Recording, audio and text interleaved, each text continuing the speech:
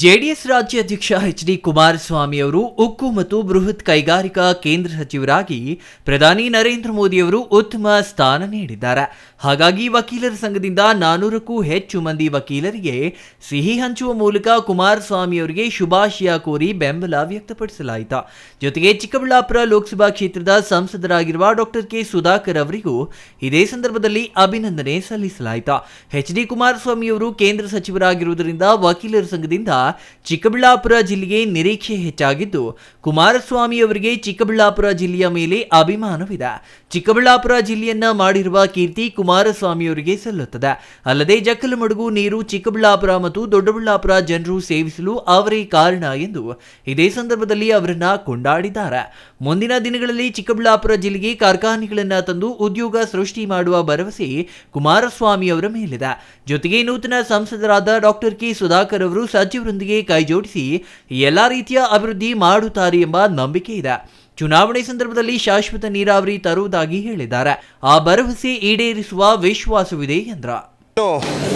ಈ ದಿನ ಸನ್ಮಾನ್ಯ ಜನಪ್ರಿಯ ಮಾಜಿ ಮುಖ್ಯಮಂತ್ರಿಗಳು ಹಾಗೂ ನಮ್ಮ ರಾಜ್ಯದ ಜನಪ್ರಿಯ ನಾಯಕರು ಜೆಡಿಎಸ್ ಪಕ್ಷದ ರಾಜ್ಯಾಧ್ಯಕ್ಷರಾಗಿರ್ತಕ್ಕಂಥ ಕುಮಾರಣ್ಣವರು ಇವತ್ತು ಒಂದು ಉಕ್ಕು ಹಾಗೂ ಬೃಹತ್ ಕೈಗಾರಿಕಾ ಕೇಂದ್ರ ಸಚಿವರಾಗಿ ಇವತ್ತು ಅಧಿಕಾರವನ್ನು ವಹಿಸ್ಕೊತಾ ಇದ್ದಾರೆ.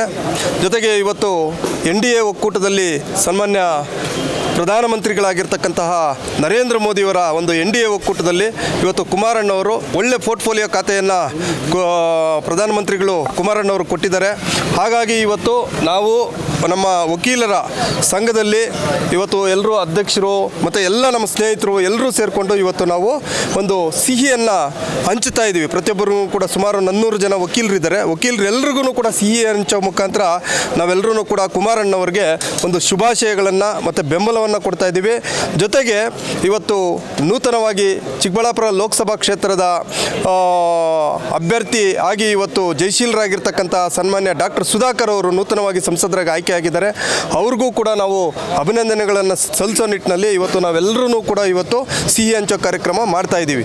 ಹಾಗಾಗಿ ಇವತ್ತು ಕುಮಾರಣ್ಣವರು ಏನು ಕೇಂದ್ರ ಸಚಿವರಾಗಿದ್ದಾರೆ, ಹಾಗಾಗಿ ಕುಮಾರಣ್ಣವ್ರಿಗೆ ಶುಭಾಶಯಗಳನ್ನು ಎಲ್ಲ ವಕೀಲರು ಸಲ್ಲಿಸೋದ್ರ ಜೊತೆಗೆ ಕುಮಾರಣ್ಣವರು ಮುಂದಿನ ದಿನಗಳಲ್ಲಿ ಈಗ ಉಕ್ಕು ಹಾಗೂ ಏನು ಒಂದು ಬೃಹತ್ ಕೈಗಾರಿಕಾ ಮಂತ್ರಿಗಳಾಗಿರೋದ್ರಿಂದ ನಾವು ಚಿಕ್ಕಬಳ್ಳಾಪುರ ಜಿಲ್ಲೆಗೆ ತುಂಬ ನಿರೀಕ್ಷೆಯನ್ನು ಇಟ್ಕೊಂಡಿದ್ದೀವಿ. ಕುಮಾರಣ್ಣವ್ರಿಗೆ ಚಿಕ್ಕಬಳ್ಳಾಪುರ ಜಿಲ್ಲೆ ಅಂದರೆ ತುಂಬ ಇಷ್ಟ. ಚಿಕ್ಕಬಳ್ಳಾಪುರ ಜಿಲ್ಲೆಯನ್ನು ಮಾಡಿದ್ದಾರೆ ಅವರು, ಕೀರ್ತಿ ಕುಮಾರಣ್ಣವ್ರದ್ದು.